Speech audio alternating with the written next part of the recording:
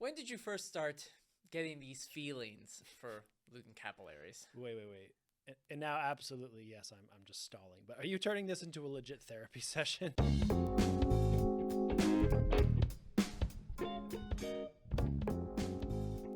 Welcome to the Electrochemistry Podcast, where we discuss all things electrochemistry. I'm your host, Dr. Alex Paroff, and with me is my co-host, Dr. Neil Spinner.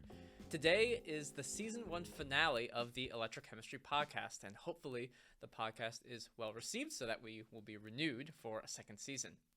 And while Neil and I have shared stories of the trials and tribulations that the graduate students, postdocs, and even undergrads go through when doing electrochemistry, we thought that for today's finale, we would share with you some of our own trials and tribulations dealing with the many confusing and complex problems that we find ourselves frustrated and, frankly, annoyed about. And while many of you are normal folks who do things like socialize and go outside, we're electrochemists who eat, sleep, live, and just breathe this stuff. So when something bothers us in electrochemistry, it really bothers us. So today we are going to be going over the top 5 things that drive Neil and I crazy in electrochemistry. Are y'all ready? It's time for the Neil and Alex Echem Trigger Warning Podcast. That's right. And what I mean by that is that it's not really likely that any of you listening will be triggered because you're not insane people like us, as you know, Alex just mentioned, but you're all normal people who go outside and socialize. But I guess what I'm saying is, like, Alex, if you and I end up listening to this later ourselves, this is like a message to future us. You're going to be triggered. Yes. So we've been trigger warned and you have been properly trigger warned. Okay. So Neil and I have come up with a list of topics that trigger us, and we will read each one to each other. So Neil, are you ready to get triggered? Trigger warning, everybody. Nope. I'm literally already shaking. Okay. Number 5 on our list. Oh boy. Lucan capillaries.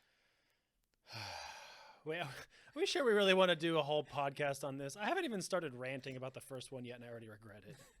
We both need to face our fears. And don't worry, Neil, I'm with you for emotional support. Okay, I appreciate it, but just to be clear, we're not facing fears, we're facing hatred. So Neil, do you want to talk about Lucan capillaries? I never want to talk about Lucan capillaries, but I suppose I must for the sake of our podcast finale. When did you first start getting these feelings for Lucan capillaries? Wait. And now, absolutely, yes, I'm just stalling. But are you turning this into a legit therapy session? Neil, this is a safe space where any and all things electrochemistry are okay to talk about it. This is the Electrochemistry Podcast.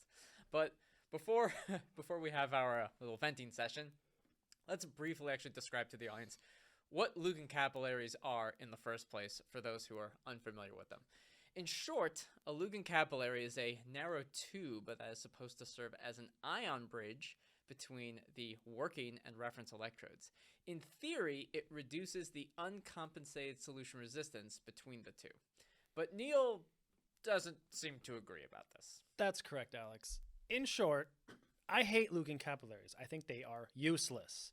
We use them because somebody had this great idea, which is just like you described, is this way to fix the uncompensated resistance between working and reference electrodes. Because in reality, I will admit, sometimes it can be a real problem. Okay, so fine. So this one researcher, I suppose Lugan or something, and I'm just going to fill in my own made up, but definitely 100% real details here. This guy is doing, normal 3-electrode experiment research with like a calomel reference electrode and, 1 molar KCl glassy carbon disc, and this is totally real, by the way. I'm not making this up at all. And he thinks to himself, hey, there's like 15 millimeters of distance between my calomel reference and my glassy carbon disc, but what if I snaked a little glass tube from the end of my reference and pointed at the glassy carbon disc? So that way I can pretend to make the distance like 5 millimeters instead of 15. That way, since all the K plus and Cl minus ions in solution, they just randomly move around like lost children on a nature hike with no chaperone. But this special little tube, it's like the buddy system. All those lost little ions are now going to hold hands and line up and shuffle their way in a perfect little line between the working and reference electrodes. I bet that'll make a huge difference on my electrochemical data. And you know what? It made no difference because ions aren't lost little school children, and this is a stupid idea. But hey, you know what? Everyone who's using them in their electrochemistry experiment, that's a perfect idea. Everyone should use them in every single electrochemistry experiment from now on. That's a great idea. So basically, you think basically you think slightly bendy glass from the reference to the working electrode doesn't help very much. Yeah, I think that's what I'm saying, yes. And unless you think that ions like really are lost school children that need to be shown the way to go between the reference and the working electrodes. And, that's what actually leads to high IR drop in everyone's experiments. Well, the whole idea of the reference sensing point has eluded me. Like, is the edge of the frit the reference point? Like, why doesn't the frit add its resistance when measuring the uncompensated solution resistance? Why isn't it like the inner fill solution of the reference electrode as like that acts as the sensing point in the electrochemical cell? Well, I think the real answer has something to do with like the electrical field and how potentiostats work and like something else smart. But the better answer is because Lucan capillaries are useless and everything's made up and I hate electrochemistry. Okay, so moving on. Alex, would you like to hear your first trigger topic so I don't have to be alone, which I guess this would be number 4 on our countdown. Oh boy, here we go. Okay, good. So now here's trigger warning for you. Number 4 on our list, inductive loops. Oh, inductive loops. I have no idea what they really are or mean. I don't think people should use an inductor to model them. That's really a good point. Well, I'll let you elaborate, but again, just like you did for me, I'll sort of do this. Those of you who are like, what are you talking about right now? So let me explain inductive loops very briefly, and then I will let you go. So the inductive loop is this weird phenomenon that comes when you do EIS tests.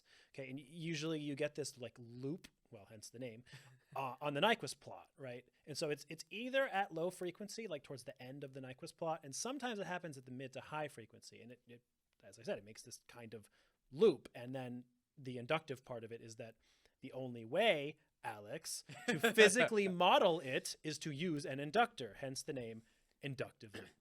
So, okay, I'm not alone in this. To my knowledge, this topic isn't completely well understood in the EAS community, at least to my knowledge. There were some papers published that like trying to understand inductive loops, but yes, there are these inductive loops in the mid to low frequencies that just don't make much sense here. So there's a lot to unpack here. First, these inductive loops occur in impedance. Basically, has to start.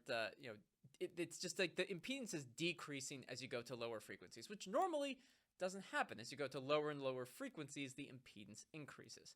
The only way to describe this kind of behavior from a circuit analog perspective is to use an inductor, as you said, Neil, to model the impedance. But even if you fit a circuit with an inductor, and maybe you get this great fit, the value of this inductor, like when you put an inductor in and get this great fit, to quote Neil from an earlier time, the value of the inductor is often meaningless. Like you get this massive inductor in values of henries, so we have like, capacitance and in farads, but induction is in henries, and it's this huge value. It corresponds to this electrical inductor that's like 50 times the size of the electrochemical cell.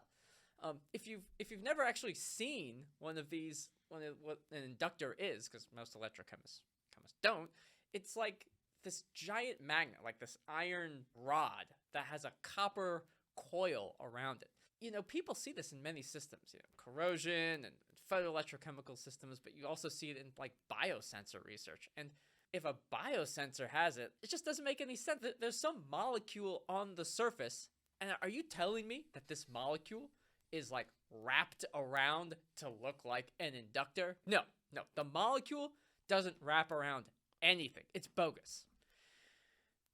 Okay, first of all, I love how you went all mafia on that. Like, you telling me the molecules on the surface, be a shame if something happened to your inductive loop. But I also don't think that you know for sure. How many biosensors have you done microscopy on and to check for this, supposed absence of like a molecule magnet wrapped junk? Maybe that's exactly what's going on. Oh, yeah, you know what? You're probably right. I must have missed the 10-foot long magnet sitting on my little 5mm higher diameter carbon electrode when I'm looking at it under the microscope. Listen, it's an honest mistake, but it takes a big man to admit when he's wrong, so I accept your apology. Okay. So, number 3. Are you ready? Speaking of using inductors to get really good circuit fits, Neil, what's a good chi-squared value for an EIS circuit? Ah, you had to go there, didn't you? Ugh, I hate this podcast already. The best chi-squared value is never needing that stupid statistic ever. I hate chi-squared. I wish nobody ever talked about it. But before I continue whining, spare me for a minute. Enlighten the people about what chi-squared actually is. Yes, I can do that. First off, it's technically just a math equation that's related to EIS circuit fitting, and it's used to determine how accurate or close your circuit fit is to the experimental data. In general, it's the sum of the difference between the experimental and the fit data, sometimes normalized or weighted. Right. Sometimes normalized or weighted. By what exactly? Did all of the different electrochemistry and EIS circuit fitting companies and researchers get together and have this amazing conference where we share information and ideas, and we all picked exactly how to calculate this dumb statistic? No, of course they didn't. That didn't happen. It never happened, and it's never going to happen. Everyone decided to calculate it slightly differently so that when I'm using software A and I get a chi-squared of 0.1, and then I use software B and the fit looks way worse, but my chi-squared is like 0.000000001. Well, please explain to me what in the ghost of Michael Faraday am I supposed to do with that? Okay, which value is quote unquote good? How high is too high? How low is good enough? Nobody knows. There is no consistency at all. I think we should all collectively just accept that every circuit fit is garbage. We don't need a meaningless parameter that cannot be compared across all platforms to tell us what's good and bad. It sounds like people really get hung up on these chi-squared values. Like, they're doing good circuit fitting, right? They're getting resistance and capacitance results, and like it all makes sense. But then they look at their fit and they get this bad chi-squared value or a high chi-squared value, whatever that means, and just think that they're doing something wrong. This is exactly what researchers are doing. And I can tell you anecdotally, I get this question so often. Like, people give me their circuit fit. It looks fine. And they have all this stuff. And then it's like, is it good? My chi-squared is whatever. It's like, look at it yourself and you tell me. It's like, you know, it would be easiest if we just stopped including the statistic at all in our software. I guarantee you, we would see people complaining about, they wouldn't be complaining about, well, I have a bad chi-squared. They'd say, oh, I don't have chi-squared at all. And in our software, we want it. And so then you know what we do? We'd add chi-squared. And then they'd start complaining that they got a bad chi-squared value. Do you see how we're getting nowhere? Yes, this is it sounds like a very much a lose-lose situation. The only one who loses is me, because I have to keep answering questions about this thing. And hence this very helpful venting session. I feel better already. That's not really true. But anyway, let's just keep moving along. So, go ahead and bring on your Lugan capillary and chi-squared questions. I can take it. But you know what Alex can't take?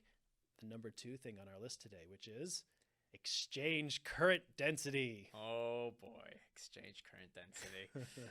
Well, to be honest, it isn't that bad, but I think it's a somewhat confusing and complex term that people throw around but don't fully understand. And more importantly, they don't always use it correctly. I bet it's like chi-squared, and that like nobody can use it correctly because it's a dumb concept and it should be expunged from the electrochemistry consciousness entirely. But I guess as long as we're stuck with it, let me do the thing. I'll try to give a brief description of exchange current density before I give Alex the floor to air his grievances. So again, briefly here, exchange current density is something like a kinetic quantity that describes how easy electron transfer is for like a specific experimental setup expressed as a current density. Correct. And you know what? It's not a rate constant. Like we have K, the heterogeneous rate constant. So people will say like, hey, this system has great kinetics. I've got this high current exchange current density. But this high current density, like, it's a function of the concentration.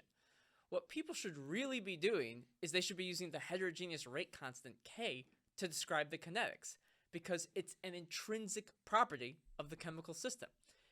I can get more current by just increasing the potential or increasing the concentration of the analyte or some other things that affect the current. But you're trying to use the exchange current density to describe the kinetics of your system as being like good or bad.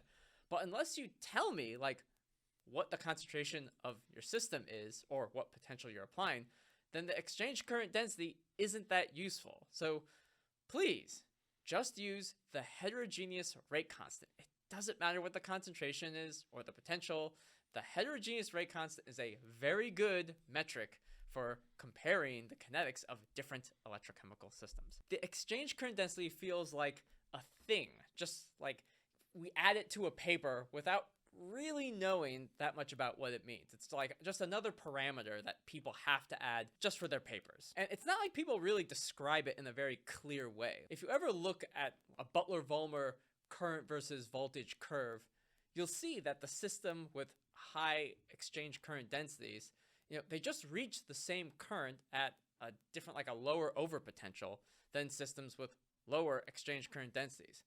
Well, it's odd to describe the exchange current density with the current. It's better to use the heterogeneous rate constant than looking at like a current versus potential curve. Like using a curve that describes current to describe a type of current is odd. So I'm just going to leave it at that. Are you sure? I mean, maybe you can continue this plenary lecture after a short recess. I'm not sure you've fully expressed yourself. Oh, I can keep going.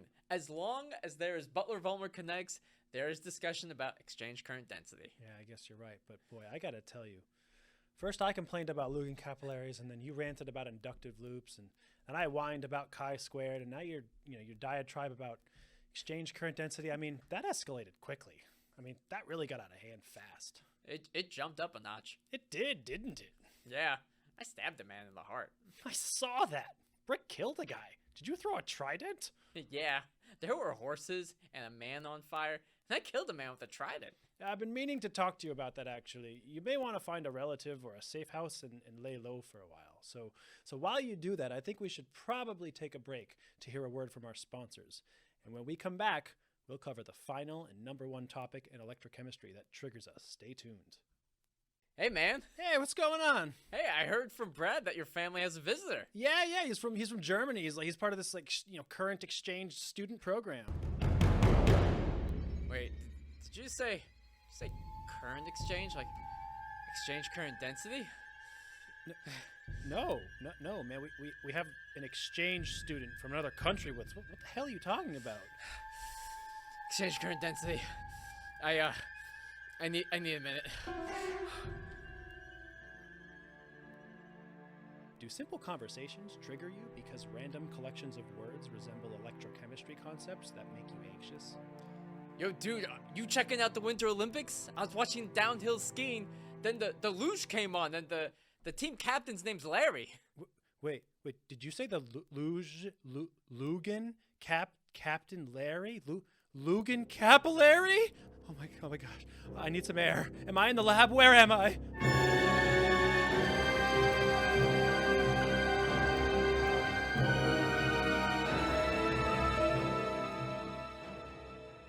What the heck's a Lugan capillary? You're acting wicked crazy, man. If you've been working as an electrochemistry researcher for even a little while, it's not uncommon to be racked by fits of paranoia like this. Hey dude, you got any chocolate left? I heard you had some. Yeah, I had a bunch, but I shared it with everybody else. What did you say? I shared? Chi squared? Wait, no, not chi squared. Talk to us, your electrochemistry therapy experts. We can help ease your mind of those triggering concepts that just won't leave you alone, even in the most innocuous of conversations. Daddy, I tied my shoes! Look at the loops I made! Loops? Loops? Like inductive loops? No more inductive loops. Daddy, are you okay? Why are you sweating so much? Don't wait. Get help now, before you randomly quoting Anchorman movie scenes and it's too late.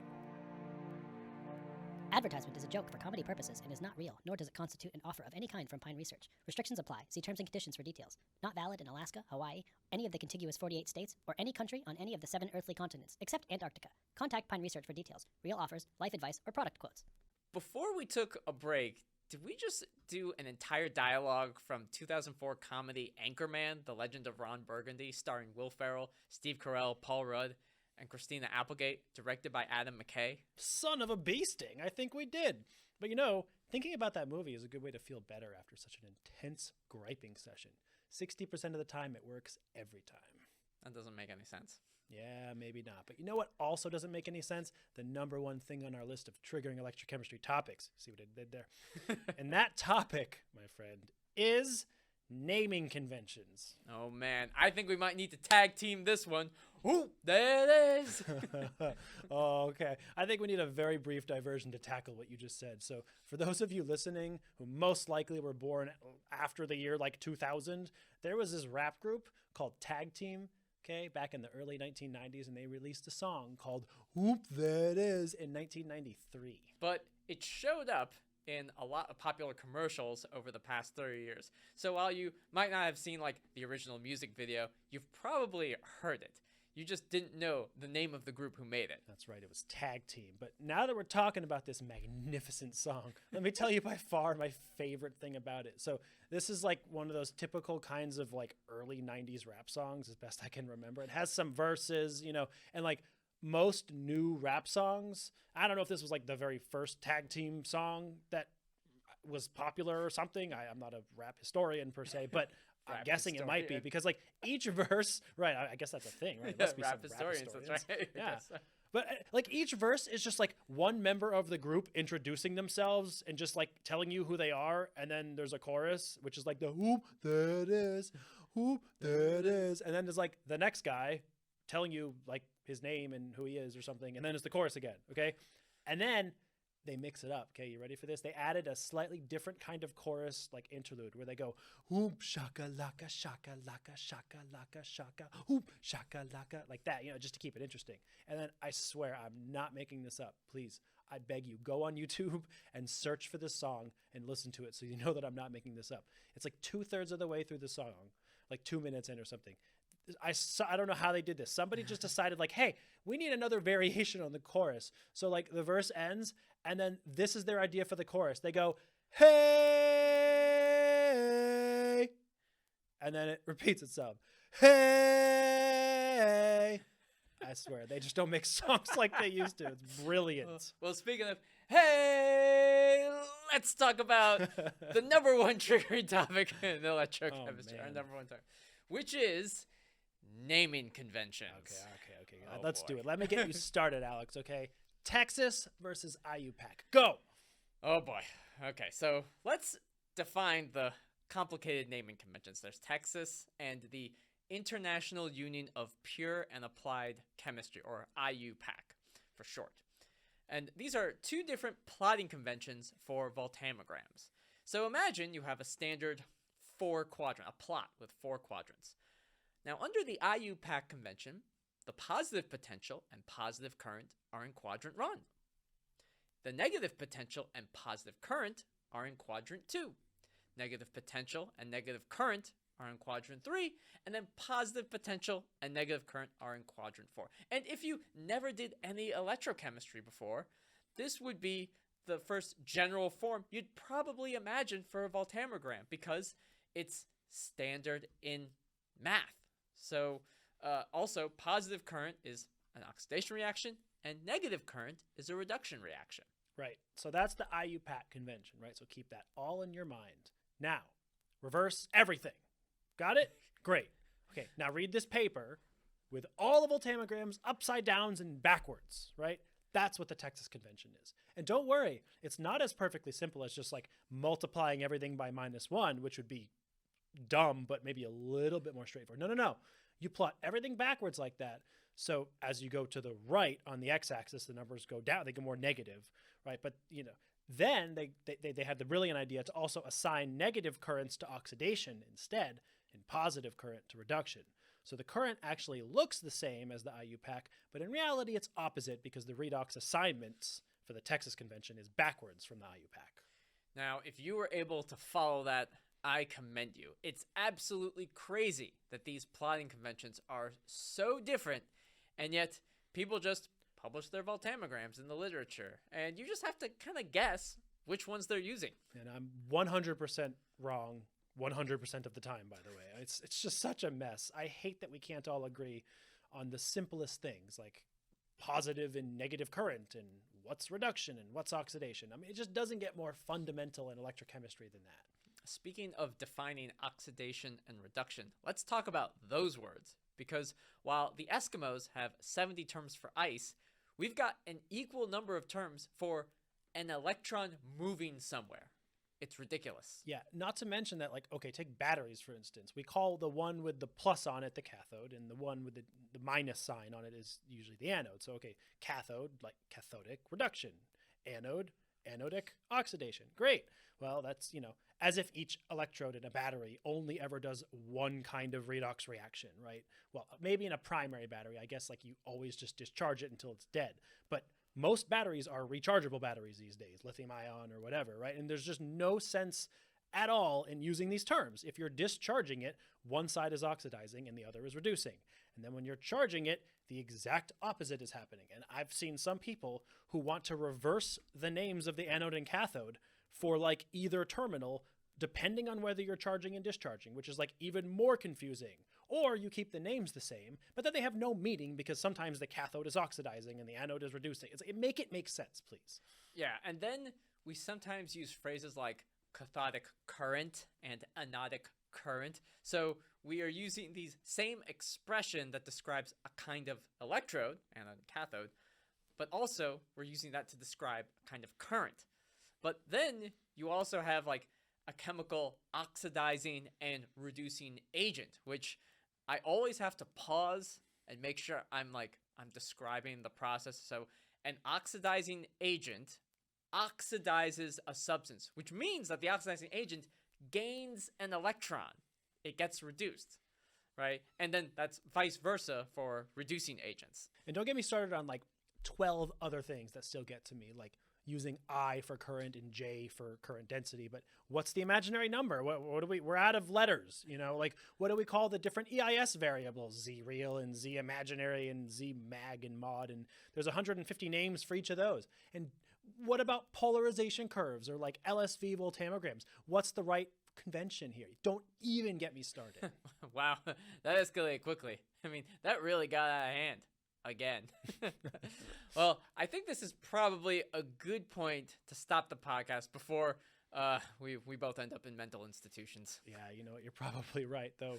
I think it's been fairly therapeutic for us, at least, maybe a little bit, to talk through our electrochemistry demons with you.